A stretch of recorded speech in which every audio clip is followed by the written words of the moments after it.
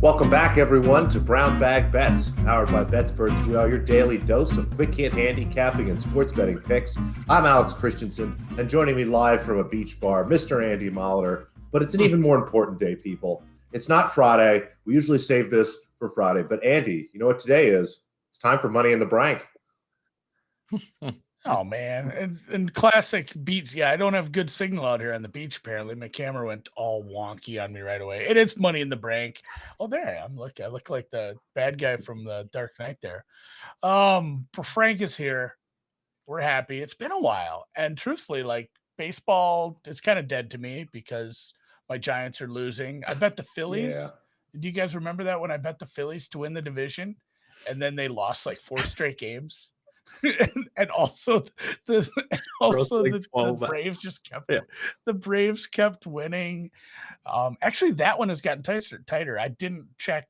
I think the Dodgers are finally in first place now, so that hurts my heart. But I feel like yesterday went okay for that one. Did the Phillies lose? No, it was postponed. That's what we have. Dodgers beat the Braves, and the Phillies were postponed, so they picked up half a game. So here we go, and I think someone in the chat says Eskeet. Eskeet. You wouldn't understand. You're too old. I think somebody's just smashing keys. Like, I know what she's talking about. So anyway, Frank, we'd be remiss if we didn't bug you about baseball a little, although baseball is kind of dead to us at this time of year. It's football season. Basketball's right around the corner, and you can bet some of those sports too, but you're still in baseball mode. And anytime weird stuff happens in leagues and stuff, I think about you who have spent so much time putting your baseball together. And, just like September call-ups are kind of overblown. But like, is it a pain in the ass though for like getting numbers put together on some of these pitchers that are going to go that you haven't seen much? I mean, that's what I'm asking. Is it a pain in the ass for you? Yeah, I mean, think about the Cubs, the Pirates, the Diamondbacks, a lot of these teams. I pretty much play the avoid game.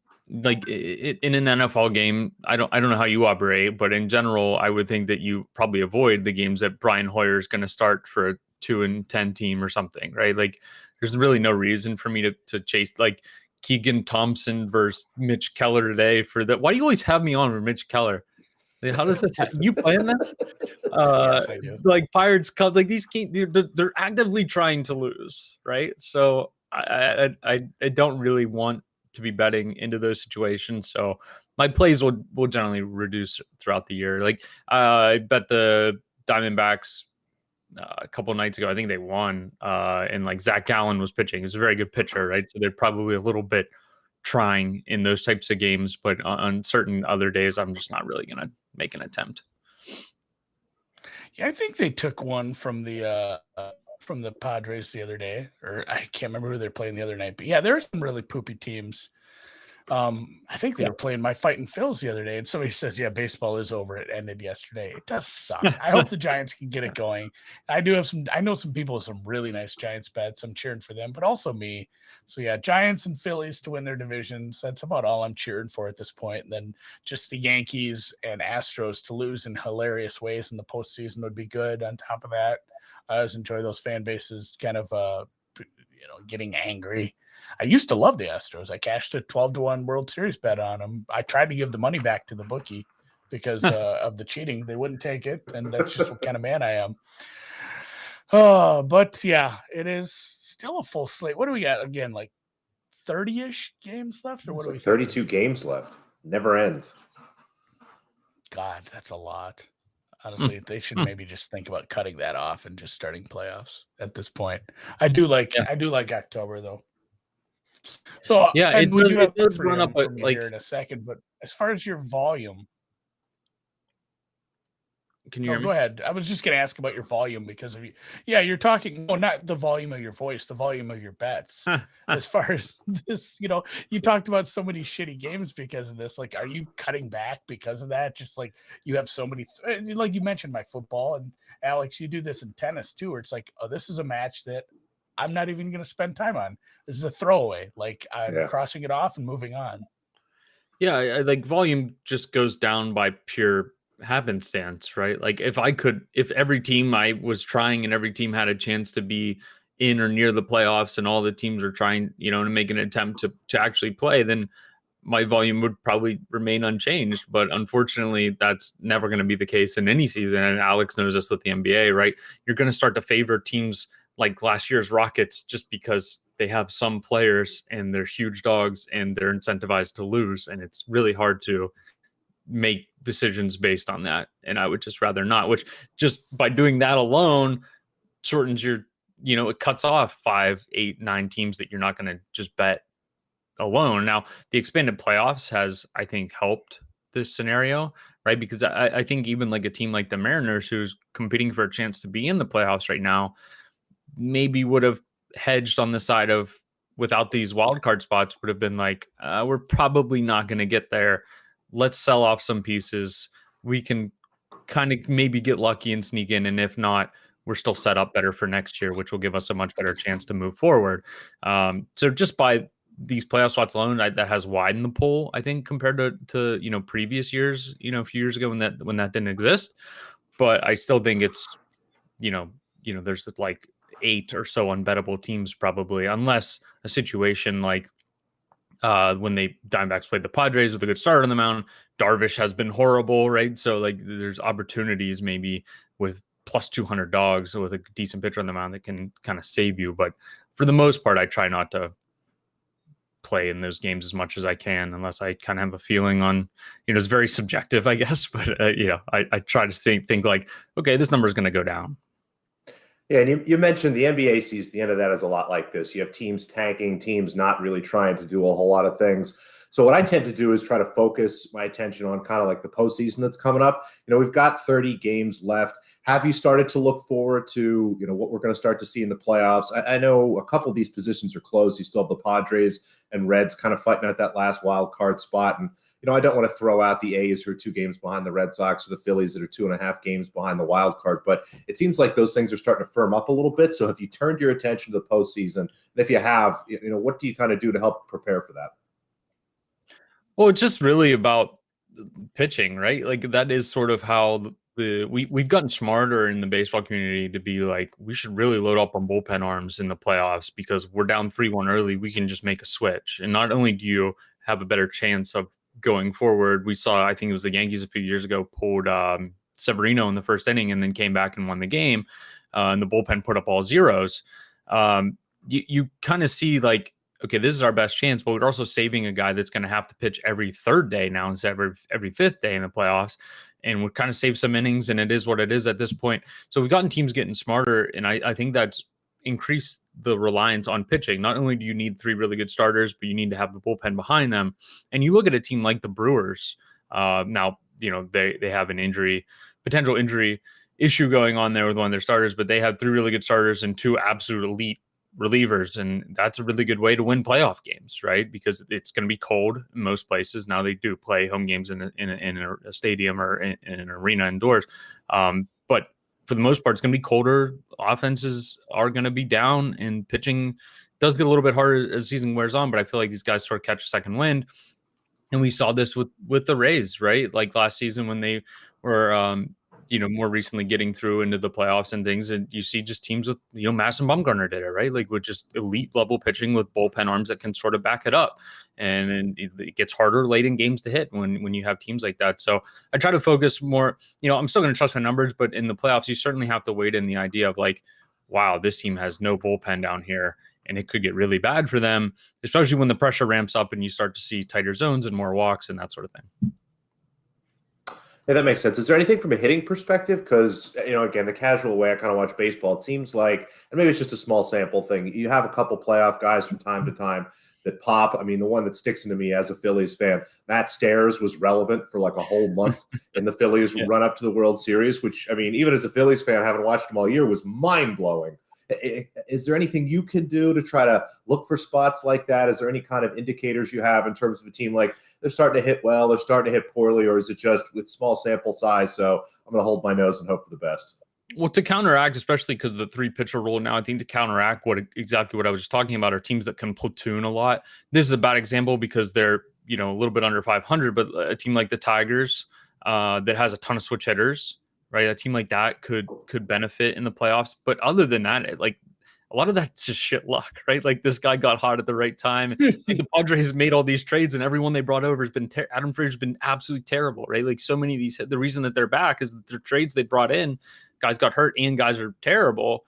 What do? It's like it's not really to their own fault. It's just the pressure ramps up. Like Adam Frazier, maybe it's a little bit easier to hit in Pittsburgh where there's no expectations, and now you got to move to a whole way across the country and play in an environment that's a little bit crazier and a little bit higher stress, and against different pitching. Like I don't know. Maybe it does get a little bit tougher. Most of these trades in general, outside the Jorge Soler trade for the Braves, most of these trades, Marte's been good for the A's, which they needed him, but like 25% of these trades are working out in ways that you would expect them to work out. And it's almost like the guys are getting traded. I think this is just natural that they end up selling really high on guys. Like you're not going to sell extremely low on somebody necessarily. They kind of did on Soler, and that's worked out really good. But typically these guys are going to regress, right? Because they're having their best years when they're traded in general, like Adam Frazier. And then they hit back to their expectation of what we thought they were going to be at the beginning of the season, or even, in the off season or whatever it is. And they start to regress, and moving up the pressure and having more on your side is a little bit tougher. So from a hitting side, I think teams that can switch hit a lot, like a team like the Red Sox comes to mind where they don't have a lot of deficiencies against a certain platoon. The Yankees probably before the Gallo and Rizzo trade would have been susceptible to right-handed pitching pretty badly because they just have all big right-handed boppers. That could be an issue, or if they were facing a pitcher or a team that didn't give up a lot of homers, right? Like that could be an issue. But in general, it's really just like it's like having the hot goalie, right? Like what three hitters are going to be hot or really cold that are going to nuke your postseason? We saw this in the short stints that the Pirates had in the playoffs there for 3 years. Andrew McCutchen was horrible. He didn't get any hits. Neil Walker didn't get any hits. They would have won those series because they had great pitching, but those guys just didn't hit the ball. I know a little bit about Andrew McCutchen not hitting the ball. Sounds familiar. Yeah. And it's funny too that the Frazier thing you brought up, the low expectations in Pittsburgh, something Frank's oddly familiar with, and it really wouldn't be an appearance without shitting on the Pirates a little. Although they didn't do anything hilarious yesterday, which is kind of breaks the streak. It breaks the streak of that. And tonight, what do you have for me to parlay with UNLV money line tonight with my college? Oh God! There's a late night Thursday night game. I like this. I'm watching that. So Frank even has a bonus college football pick after this. But yeah, Sox is a dog. Explain this to me like I'm 5. Yeah, Eduardo Rodriguez has been historically unlucky in this season. Now, this is like his stat line is almost something we would have seen last year with limited starts, like 12 starts or whatever they had last year for most of the guys. He's had 25 starts, and his ERA is a run and a half worse than both his expected ERA and his FIP, which measure two very different things and have sort of come out at the same result. So I play this around the 150 mark. It's down to 141, 139. I honestly would still play that number a little bit worse, obviously. But he's just a lot better than what this is. Now, Shane McClanahan going for the Rays, and the Rays are on a 9-1 streak. These are generally good spots to bet against, right? Like the Rays are good, but they're not going to win 90% of their games, and they're getting a lot of juice in the market because of that. And they're streaking right now, and Boston's kind of on the fritz, and the Yankees are trending in the right way. Now they're getting a pitcher on the mound that's been extremely unlucky, maybe the most unlucky, at least the most unlucky good pitcher of the MLB season, who has pitched really well over the last month or so. So, Eduardo Rodriguez is starting to get the luck on his side, and he's every bit as good as Shane McClanahan is. And Boston, like I said, can hit anybody. So I think this is a good spot for Boston to sort of have a chance to bounce back, at least much better than a plus 150 or plus 140 chance. Yeah, I like that too. It's almost like a couple people have phrased this much better than I. When you talk about the Rays, a team has a range of values in the market, and when a team gets hot, they start to hit the top of their range. And when a team like that does hit the top of their range, it's the time to bet on them, or against them, if you can find the right spot for them, especially if you can find a pitcher who probably is near the bottom of his range due to some unluckiness. So, Red Sox parlayed with the Runnin' Rebels tonight. That probably pays about 4-1. Honestly, I'll post that ticket later. But yeah, you bet some college today too. Is this game tonight or this a Saturday game? You have a Saturday game or what? This is Saturday. I think I only have. Today. I might have a game tomorrow. Well, we can still talk about it. Fine. Yeah, I only have I have Saturday game. I don't know. There's a few tomorrow too. There's like a handful. You have the North Carolina game tomorrow. All right, Saturday game though. A total for me to sweat. This probably starts early too. Jesus, this is a night game. Let me check. September 2nd today. This is tomorrow night, Frank. This is actually a Friday night game. It looks like. I don't know the days really. So, oh yeah, it is. Yeah, it is Friday. Yeah, Friday 9 p.m. Look at that. Even better. Put them up there during the week. Michigan State, Northwestern. Yeah, this total is kind of high. Like this game has 2017 written all over it, maybe even less than that, like maybe 10-6. Like these are two just absolutely terrible offenses. And, this like Northwestern's coming out of a title game where they led at halftime against Ohio State. Granted, the talent sort of won out there. And their defense was one of the best in the country. Now, last year was tough, right? Because we really only had conference games. So it's really hard to judge a team that is only playing against bad offenses outside of one team, right? In the Big Ten. But I think everyone would guess that Northwestern had one of the better defenses in the country last year. And they did lose a lot of guys, but Michigan State has a quarterback thing going on. They don't know who's starting yet. They have a transfer from Temple that might play, and a guy I think that's like a sophomore that is one of their recruits. Nobody really knows what's going on there. They're not any good though. I think that's pretty clear. Both these defenses are good though. They play slow. They're going to run the ball a lot. Northwestern lost quarterback, and they're going with Hunter Johnson, which surprised a lot of people. He did not play last year for them. He was a Clemson transfer who was like highly recruited, obviously, if you went Clemson as a quarterback. But 2 years ago when he played, he had a 46% completion rate. This is a very strange game. It's around the 46-ish number. It's a weird number to play under because it is so low, but I mean, this is Big Ten football to the max here. This is going to be, like I said, 16-10, something crazy. I don't think it'll be that low, but I would be more surprised at like a, 20-30 final compared to a 16-10 final, just because these offenses are so bad, and they're going with quarterbacks that haven't played and don't have any experience. And again, at least against decent defenses, I don't really see Michigan State putting up very many points because Pat Fitzgerald is still a very good coach, and Northwestern has continued to turn out good defenses, whether they're returning a lot of guys or not. Sounds like Big Ten football, lest we forget the Iowa's 6-4 win over Penn State however many years ago that was. And again, you've had the whole preseason, and Frank's like, oh, this is a lot. And I get that there's a reluctance to people to bet lower totals under.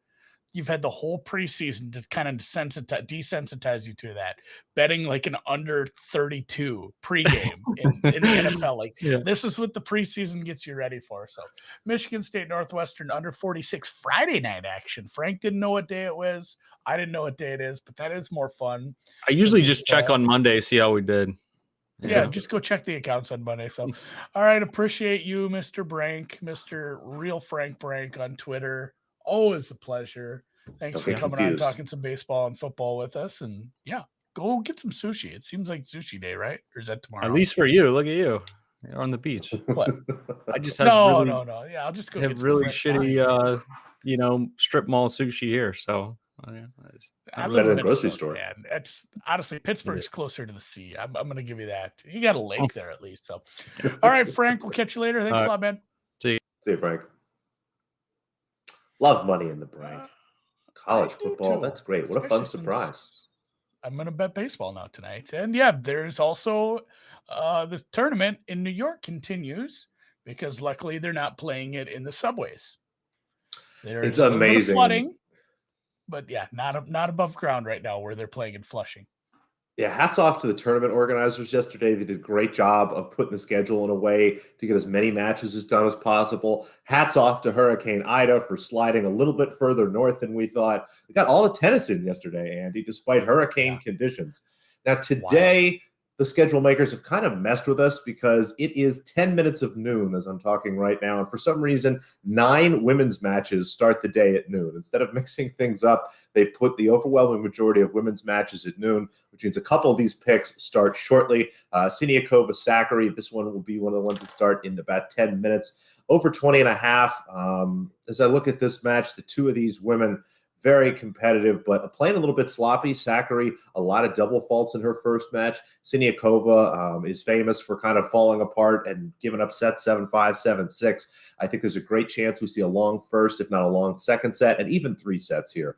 But again, as I've mentioned a few times, just not loving the 3-set prices lately over the last month or so. I guess the market is caught up or something. So that one starts shortly. Try to get that one in. The money line I'll also talk about. We'll jump to the bottom. Sue Shea, plus 170 against Sarasora Biztormo in the battle of 3 named women.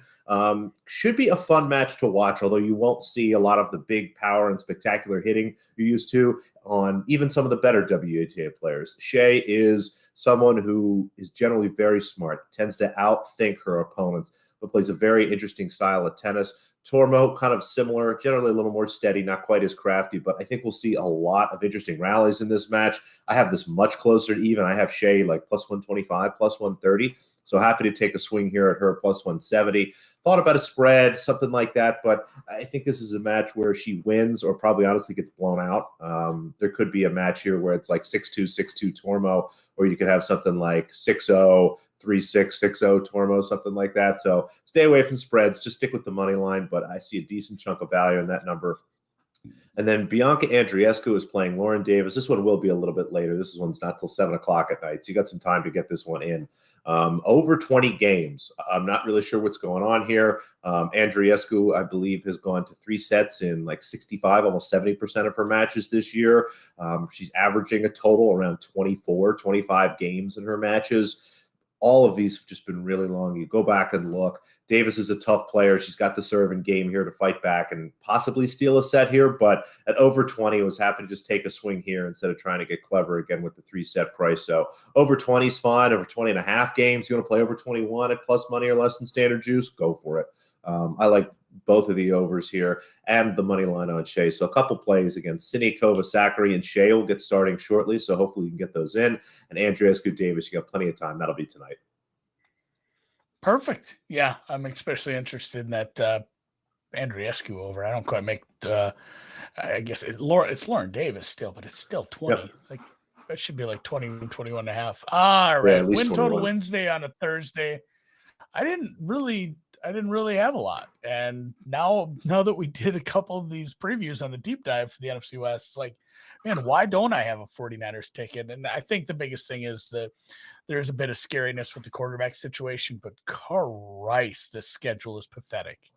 Like Trey Lance season, baby. I'm ready. I'm ready for Trey Lance season, but you start off with a back-to-back where you're doing the smart thing and staying on the East Coast, playing at Detroit, at Philly, 2 teams in kind of disarray. You have three tough games probably on the schedule. Green Bay at home, Seattle on the road, and the Rams on the road. Maybe the next level down would be at Tennessee and at Arizona. But other than that, you're basically a field goal to a touchdown to you play Houston, 2 touchdown favorites in every other game. I'm struggling to find a lot of scenarios not involving massive injuries where they win fewer than 11. Like I have their average over 12. The more I run this, not a lot of disadvantaged spots in the schedule. So this is something I added. If you are really risk averse, and I don't like this because there are places out there that have over 10 at like minus 170. I'm not a fan of, I don't think it's going to be close. If something bad happens to this team, the quarterback situation just doesn't work. It's not going to be, lucky I bought that half game and we got the 10. It's going to be like, this is a 6-win team because they are just cursed for injuries and the quarterback shit don't work. So I'm fine getting a plus number at over 10.5 because I think if everything goes according to plan, this is maybe a 13-win team just based off a real soft schedule. And this line is actually from WynnBet, our sponsor, where you can sign up and get your $500 risk-free bet at betsperts.com/WynnBet. That will be in the description on the YouTube. And with that, Alex, that's it. Let's call it a day. We're back tomorrow. Fun guest tomorrow. Better More be football. back. Better be here. More football is right.